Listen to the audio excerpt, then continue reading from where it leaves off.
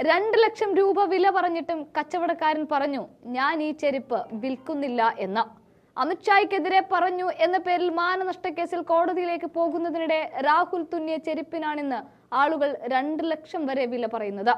സുൽത്താൻപൂരിൽ ചെരുപ്പ് തുന്നുന്നയാളുടെ കടയിലെത്തിയപ്പോൾ അവിടെയുണ്ടായിരുന്ന ചെരുപ്പുകളിലൊന്ന് രാഹുൽ ഗാന്ധി തുന്നുകയായിരുന്നു.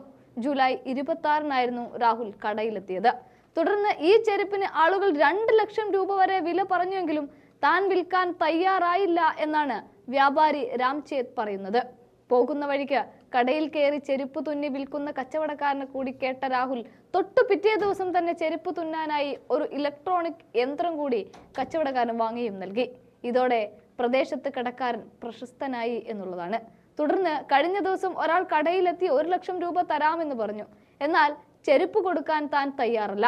കാറിലെത്തിയ ഒരാൾ വീണ്ടും 2 ലക്ഷം രൂപയാണ് ചെരുപ്പിന് വില പറഞ്ഞത്. അയാളോടും ചെരുപ്പ് നൽകാനാവില്ല എന്നാണ് രാംചേത് അറിയിച്ചത്. തനിക്ക് ഏറ്റവും മൂല്യമേറിയ ഒന്നാണ് ആ ചെരുപ്പ്. 1 ലക്ഷമല്ല, കോടി രൂപ തരാമെന്ന് പറഞ്ഞാലും താൻ അത് വിൽക്കില്ല. ചെരുപ്പ് വാങ്ങാൻ വന്നവരുടെ പേരോ മറ്റു വിവരങ്ങളോ താൻ ചോദിച്ചിട്ട് പോലുമില്ല. താൻ ഒരിക്കലും ചെരുപ്പ് വിൽക്കില്ല. പിന്നെ എന്തിനാണ് വാങ്ങാൻ വന്നവരുടെ വിവരങ്ങൾ താൻ ചോദിക്കുന്നത് എന്നായിരുന്നു രാംചേതിനോട് ഇതുമായി ബന്ധപ്പെട്ട് ചോദിച്ച ഓരോ ചോദ്യങ്ങൾക്കുമുള്ള മറുപടി. സമൂഹത്തിന്റെ നാനാ തുറകളിലേക്ക്, അവരുടെ തൊഴിലിടങ്ങളിലേക്ക് എന്നും രാഹുൽ എത്തിപ്പെടാറുണ്ട്. എന്തായാലും പ്രതിപക്ഷ നേതാവായതിനു ശേഷം രാഹുൽ വീണ്ടും ഇതേ കാര്യങ്ങളൊക്കെ തുടർന്ന് പോരുമ്പോൾ സാധാരണക്കാരായ മനുഷ്യർക്ക് ഇത് ഞങ്ങളുടെ നേതാവാണ് എന്ന് പറയാനുള്ള തരത്തിൽ ചേർത്ത് പിടിക്കുക കൂടി ചെയ്യുകയാണ് രാഹുൽ. ഭാരത് ജോഡോ യാത്രയുടെ 2ാം ഘട്ടമായ ന്യായ് യാത്രയുടെ സമയത്തും ഇതേ മാനനഷ്ടക്കേസിൽ രാഹുലിനെ കോടതി കയറ്റിയതാണ്. അതിനുശേഷം പ്രതിപക്ഷ നേതാവായപ്പോഴും വിടുന്നേയില്ല.